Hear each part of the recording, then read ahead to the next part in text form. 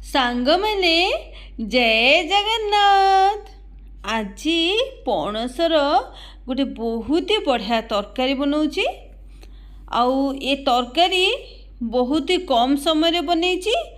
ସାଙ୍ଗମାନେ ଯଦି ଏ ରେସିପି ଆପଣଙ୍କୁ ଭଲ ଲାଗେ ତ ଗୋଟେ ଲାଇକ୍ ଗୋଟେ କମେଣ୍ଟ ନିଶ୍ଚିନ୍ତ କରିବେ। ତ ଦେଖନ୍ତୁ ମୁଁ ଗୋଟେ ପଣସ ନେଇଛି, ଟିକେ ମୁଁ ଏଠି ଛୁରୀରେ କାଟୁଛି। ତ ମୁଁ ଏଠି ଟିକେ ସୋରିଷ ତେଲ ନେଇଛି, ଛୁରୀ ଦେହରେ ବି ସୋରିଷ ତେଲ ଲଗାଇ ଦେଇଛି, ହାତରେ ବି ସୋରିଷ ତେଲ ଲଗାଇଛି। ତ ପ୍ରଥମେ ଆମେ ପଣସକୁ ଏମିତି ଟିକେ କାଟି ନେବା। କାଟି ସାରିଲା ପରେ ପଣସର ଯେଉଁ ଅଠାଟା ବାହାରେ, ଏଠି ଦେଖନ୍ତୁ ଯେଉଁ ଆମେ କାଟିଛେ ଯେଉଁ ପିସ୍ଟାକୁ ଆମେ ଏମିତି ଟିକେ ଘଷି ନେବା। ଘଷି ଦେଲେ ତା ଅଠା ଗୁଡ଼ାକ, ତା କ୍ଷୀର ଗୁଡ଼ାକ ଯାହା ବି ଥିବ ସବୁ ବାହାରିଯିବ। ଆଉ ଯାହା କ୍ଷୀର ଯେଉଁ ରହିଲା, ଦେଖନ୍ତୁ ଅଠା ଗୁଡ଼ା ବାହାରିଗଲା। ତ ଏବେ ଆମେ 2 ଖଣ୍ଡ କରି କାଟିକିରି ତାକୁ ଧୋଇଦେବା। ଧୋଇଦେଲେ ଆଉ ସେ ଅଠା ବା କ୍ଷୀର ଆଉ ବାହାରିବ ନାହିଁ।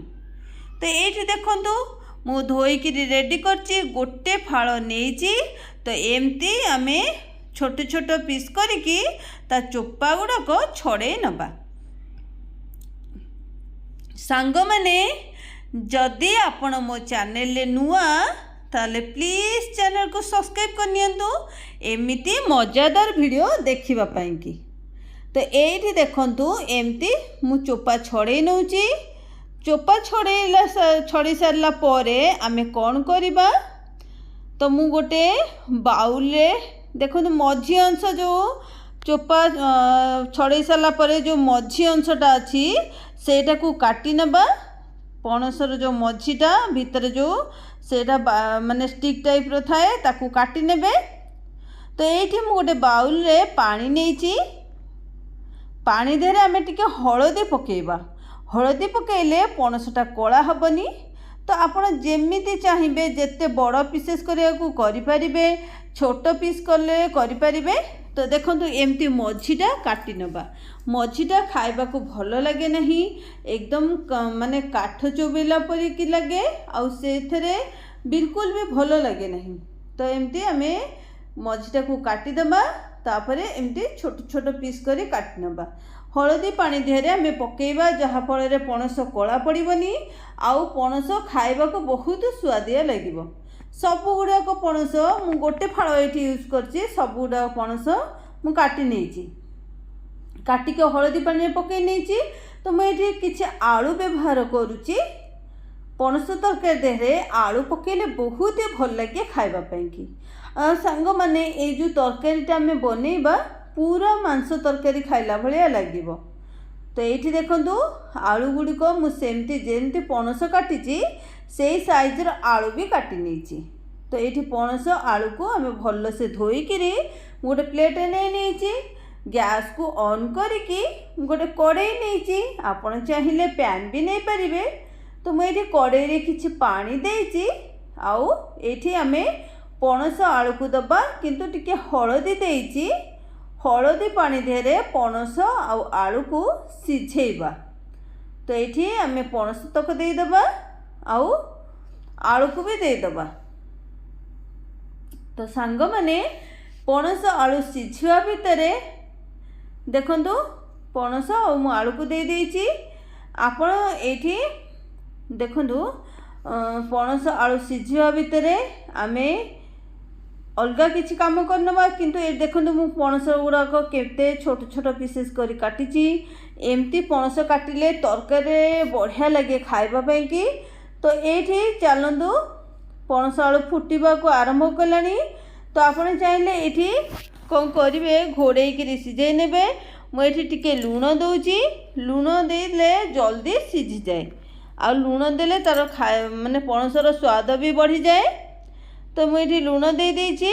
ଲୁଣ ଦେଇକି ଆମେ ଏଇଠି ଘୋଡ଼େଇ ନେବା। ପଣସ ଆଳୁ ସିଝିବା ଭିତରେ ଚାଲନ୍ତୁ ଆମେ ଗୋଟେ ମସଲା ବନେଇବା।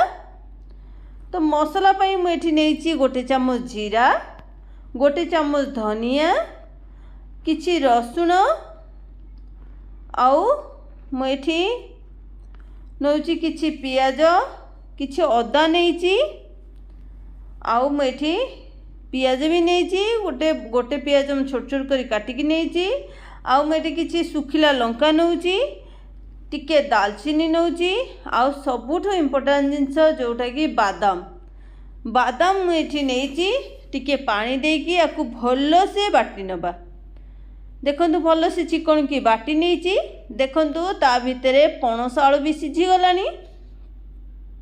देखु केते बढ़िया से सीझीगला तो एबे आमे कौन करवा आपको काढ़ी नबा तो आपको गोटे प्लेट को काढ़ी नबा आपण चाहिए ए पानी की वो व्यवहार करें तो ये मु सबजाक गोटे प्लेट को काढ़ी नहीं काढ़ी सारा पर सांग मैंने आमे यही कड़ई रे आमे तरकारीटा बनैबा तो मु टिके सोरिष तेल देइची टिके जीरा देइची आउ एठी मु 3टा बड़ पियाज जोटे पूरा छोट छोट कर काटी नहीं तो मुझे पियाज को दे देइची पियाज भाजी हो गलानी तो मुझे गोटे काश्मीरी लंका गुंड मुझे दौची एथरे कलर बहुत ही बढ़िया आसीबो मु गोटे चामच काश्मीरी लंका गुंड देइची तापर मसला को दे देइची मसला को आमे टिके एथे भाजीबा आमे जेहेतु बादाम देइचे मसलाटा तले बसीजिवो तो आपण बिल्कुल भी छाड़बेनी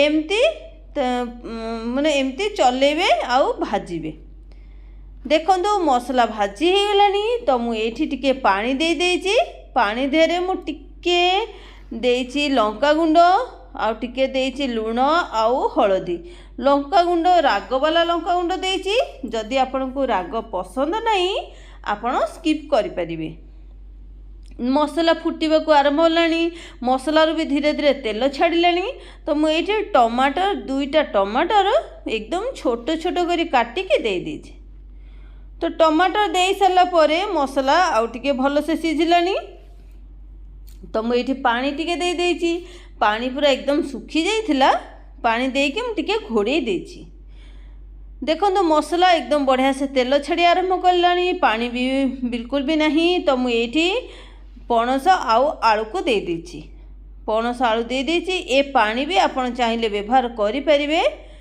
देखो मुझे पानी की भी देइची तो ये आमे आपको भल से गोलेकरी टिके घोड़े नबा घोड़े देले आपणकर ये पणस आलू धीरे धीरे सीझीज आ मसला संगे मिसीज आ बहुत ही भल लगे खाइबा पाइकी देखो पणस आलू मसला संगे बढ़िया से मिसीची आ एते बास्ना होउची ना सांग माने पूरा घर महकुची ये देखो केते बढ़िया से पणस आलू बनिकी रेडी हो गलानी तरकारी एकदम मांस तरकारी भली बास्ना आसुची तो ये पणस तरकारी आपण गोटे थर निश्चिंत बनातु आ मते कमेंट बॉक्स रे लिखा को बिल्कुल भी भूलिबेनी कहीं ना आपण को संगे जोड़ी हवा पाई कि गोटिए ही